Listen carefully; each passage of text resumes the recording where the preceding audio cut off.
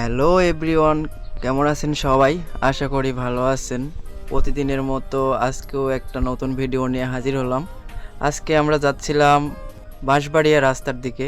হাঁটতে হাঁটতে যাওয়ার পথে হঠাৎ এক রাস্তার মধ্যে এক পাগলির সাথে দেখা। তো দেখেন, এই পাগলিটার অনেক অভিযোগ। এই পাগলির সব কিছু কে যেন চুরি করে নিয়ে গেছে।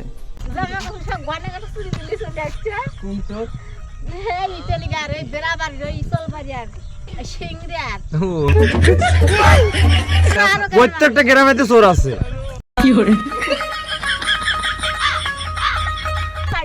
আপনি এই লোকটার কাছে পিছে দিতে পারেন, এই লোকটাক পিছে দিতে পারেন আপনি।